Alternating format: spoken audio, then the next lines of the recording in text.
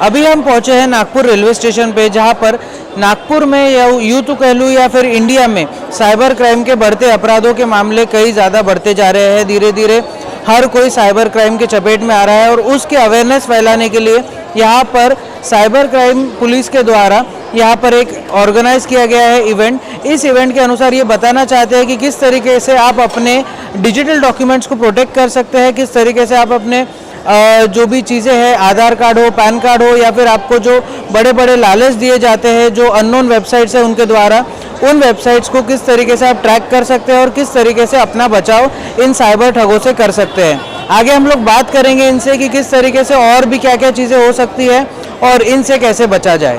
तो जब भी आपको अपना डॉक्यूमेंट्स देना है तो खास करके आधार कार्ड, तो मास्क आधार का यूज़ कीजिए, जिसमें आपके जो लास्ट के 4 डिजिट है वही विजिबल होते हैं, सामने के जो डिजिट्स होते हैं उसमें क्रॉस होता है। ये गवर्नमेंट ऑथराइज है मास्क आधार, तो आप मास्क आधार का यूज़ कीजिए।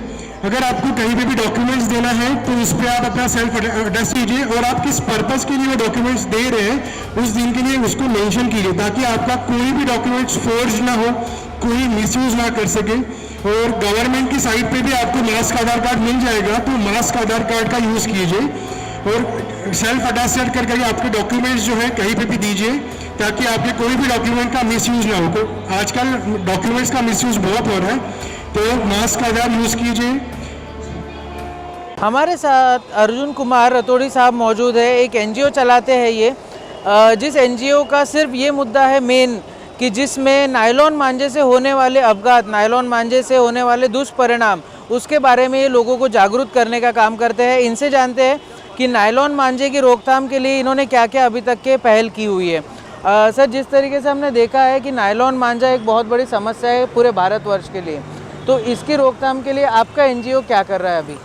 सबसे पहले तो मैं आपको एक बात बताना चाहूँगा कि नायलॉन मांझा मत बोलो, इसे ये मौत का फंदा है, जिसका नाम रखा हमने मौत का फंदा। पूर्व में ये 2005 में जब भारतवर्ष में इसकी शुरुआत हुई तो ये चीन और ताइवान से आता था, इसे चीनी डोर के नाम से भी जाना जाता है। तो इसको रोकने के लिए माननीय अदालतें, माननीय उच्चतम न्यायालय, हाई कोर्ट, माननीय राज्यपाल महोदय, माननीय महामहिम राष्ट्रपति, प्रधानमंत्री, लोकसभा अध्यक्ष, राज्यसभा अध्यक्ष, विधानसभा परिषद के अध्यक्ष, विभिन्न प्रकार के जो संभावित विभागों के लोग जिनके हाथ में कानून कायदा बनाना है, उन तक हम लोगों ने पत्र व्यवहार किया, उन तक हम लोगों ने मुलाकात की है।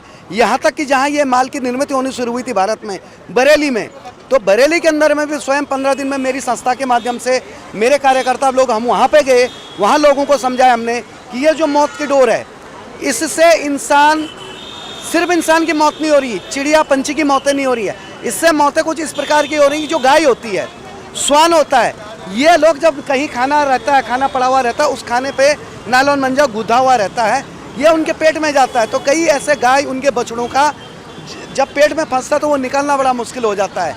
तो इतनी सारी मौतें होने के बाद में भी शासन, प्रशासन और हम सारे एनजीओ वाले मिलके काम कर रहे हैं। माननीय अदालत ने हमें पूछा कि आप इस पर कैसे कार्रवाई और क्या कर सकते हैं, तो माननीय अदालत से हमारा कहना था कि इस पर एक ठोस कानून बनाने की ज़रूरत है।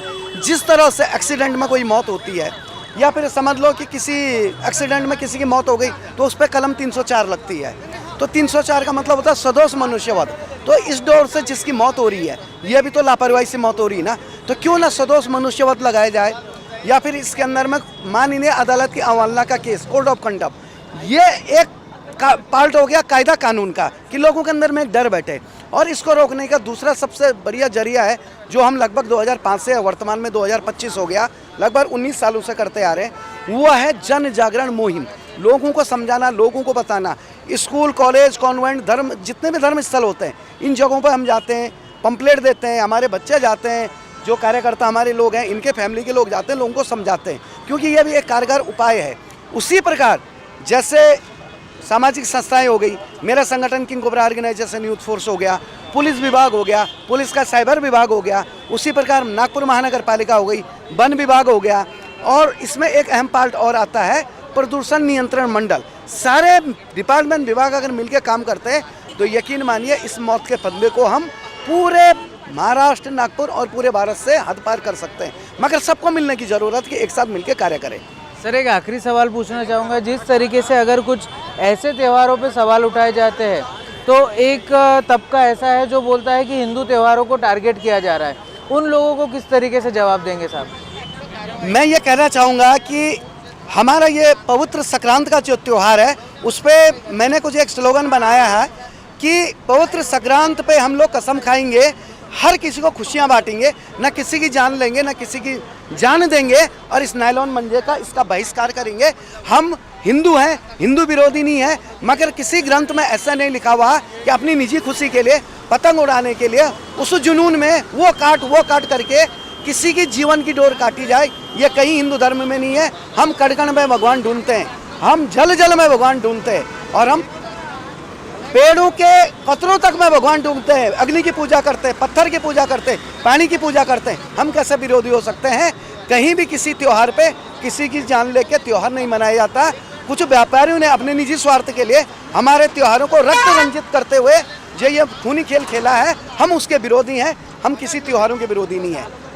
जय हिंद, वंदे मातरम, जय महाराज। साइबर अवेयरनेस नागपुर की नहीं बल्कि पूरे भारत की एक बहुत बड़ी समस्या बनते जा रही है। इसी के लिए हमारे साथ बात करने के लिए पीआई सर हमारे साथ मौजूद है, इनसे बात करते हैं। सर, जिस तरीके से साइबर अपराध बढ़ते जा रहे हैं, जिस तरीके से जुर्म करने का तरीका भी अपडेट होता जा रहा है, इसके अवेयरनेस के लिए आपने एक कार्यक्रम चलाया था, इसके बारे में थोड़ा सा विस्तार में बताइए। आज महाराष्ट्र पुलिस का स्थापना दिन है और इसी माध्यम से हम लोगों तक पहुंचना चाहते हैं, जिसमें साइबर जन जागृति हो या नायलॉन मांझा के खिलाफ जो अभियान चल रहा है उसकी जागृति हो। इसके लिए 2 से 8 जनवरी तक हम लोग लोगों तक पहुंचेंगे, जिसमें हमने साइबर पुलिस स्टेशन की तरफ से और नागपुर शहर पुलिस की तरफ से जगह जगह पे स्ट्रीट प्ले यानी पथनाट्य के माध्यम से और जन जागृति के माध्यम से हम लोगों को साइबर अवेयरनेस के बारे में और नायलॉन मांझा के बारे में, नायलॉन मांझा का दुष्परिणाम जो है उसके बारे में हम लोग जन जागृति कर रहे हैं। अभी आज से उसकी शुरुआत हुई है। हमने अभी रेलवे स्टेशन में ऐसा कार्यक्रम किया हुआ है। अभी संविधान चौक में आए हैं हम लोगों को जन जागृति करने के लिए। इसके साथ हमारे साथ बहुत सारे एनजीओ जुड़े हुए हैं, जैसे राठौड़ी साहब है और बहुत सारे एनजीओ नायलॉन मांझा के खिलाफ काम कर रहे हैं, उनको हमने हमारे साथ लिया है। वैसे ही एनएमसी के जो पदक है वो भी हमारे साथ काम कर रही है। इस तरह से अभियान चालू है। अभी ये हम ज़्यादा से ज़्यादा लोगों तक पहुंचने की कोशिश कर रहे हैं।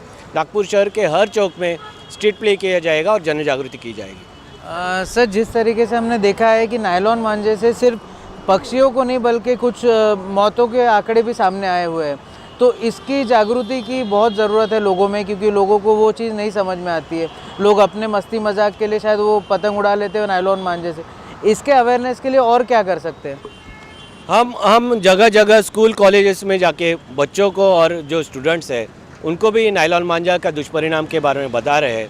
वैसे ही हमारे नागपुर शहर पुलिस की तरफ से नायलॉन बेचने वाले और जाहिरात करने वाले ऑनलाइन साइट्स है, उस पर भी हमने कार्रवाई की है साइबर पुलिस की तरफ से। वैसे ही हर पुलिस स्टेशन की तरफ से नायलॉन मांझा बेचने वाले जो दुकानदार हैं उन पे कार्रवाई की जा रही है और लोगों को जन जागृति के माध्यम से इसकी जो दुष्परिणाम है वो पहुंचाए जा रहे हैं। सर, एक आखिरी सवाल पूछना चाहूँगा। साइबर ठगी के मामले बढ़ते जा रहे हैं, जिस तरीके से पैन कार्ड, आधार कार्ड इजीली गूगल पे अवेलेबल हो जाता है, कई वेबसाइट्स है जो झांसा देती है ज़्यादा डिस्काउंट का, तो लोग उस लालच में आके उन वेबसाइट्स पे जाते हैं। तो इन वेबसाइट से कैसे बचा जाए? ये इन्वेस्टमेंट फ्रॉड हो या शेयर ट्रेडिंग का फ्रॉड हो या आप जो बोल रहे हैं उस तरह से पैसे कमाने के लिए जो टास्क फ्रॉड बोलते हैं, शेयर ट्रेडिंग हो, इसमें आप कहीं भी इन्वेस्टमेंट करने के पहले आप जहाँ पे अकाउंट में पैसा डाल रहे हैं वो अकाउंट जेन्युइन है कि नहीं उसकी जानकारी आपको लेना बहुत ज़रूरी है। जैसे कि आपको वेबसाइट पे बताया जाता है वो वेबसाइट कहाँ जेन्युइन है कि नहीं, वो इसमें फंसाया तो नहीं जा रहा है, इसके बारे में आपको जानकारी लेना बहुत ज़रूरी है। अभी फ़िलहाल डिजिटल अरेस्ट का जो एक स्कैम बहुत बड़े पैमाने पे भारत देश में चल रहा है, जिसमें आपको पुलिस या कस्टम ऑफिस से, इनकम टैक्स के ऑफिस से हम लोग कॉल कर रहे हैं और बड़े ऑफिसर है, आपका नंबर है, आधार कार्ड है, ये कई बड़े स्कैम में हमको मिला है और हमको उसमें आपको अरेस्ट करना पड़ेगा। इस तरह से आपको डराया धमकाया जाता है और आपको अरेस्ट करने की धमकी दे के आपके अकाउंट का इन्वेस्टिगेशन करना है ऐसे बता के आपके अकाउंट से बहुत सारे पैसे साइबर फ्रॉड लेके जा रहे हैं। ये बहुत सारा जो स्कैम है वो मोस्टली सीनियर सिटीजन के साथ हो रहा है। तो मैं सभी नागपुर के नागरिकों को आह्वान करता हूँ कि कोई भी पुलिस यंत्रणा, कोई भी कस्टम या इनकम टैक्स या CBI, कोई भी इन्वेस्टिगेशन एजेंसी हो, इस तरह आपको फ़ोन पे या वीडियो कॉल पे अरेस्ट नहीं करती है, ना ही आपका इन्वेस्टिगेशन करती है। इसलिए आप जागरूक रहिए। इस तरह से अगर आपको कोई कॉल आता है तो आप तुरंत नज़दीक के पुलिस स्टेशन में जाइए और उसके बारे में आप कंप्लेंट दर्ज कराइए। जिस तरीके से साइबर ठगी के मामले नागपुर में बढ़ते जा रहे हैं, उसी को रोकथाम करने के लिए CP सिंघल एक कड़क कदम उठाते हुए दिखाई दे रहे हैं। साथ ही साथ में जो नायलॉन मांझा है, ये एक बहुत बड़ी समस्या बना हुआ है, सिर्फ नागपुर के लिए नहीं बल्कि पूरे भारतवर्ष के लिए, क्योंकि ये मांझे से पर्यावरण को तो नुकसान होता ही है, साथ ही साथ में हमारे पशु पक्षियों को भी नुकसान होता है। और कई बार तो देखा ये गया है कि इंसानों की तक जान ये मांझा ले चुका है। तो इसको प्रमोट किया जा रहा है जिस तरीके से कि नायलॉन मांझा आसानी से मिल जाता है, उसकी रोकथाम के लिए पुलिस यहाँ पर तत्पर दिखाई पड़ रही है। और साथ ही साथ में पुलिस लोगों को जागरूक करने का भी कार्यक्रम रख कर रही है।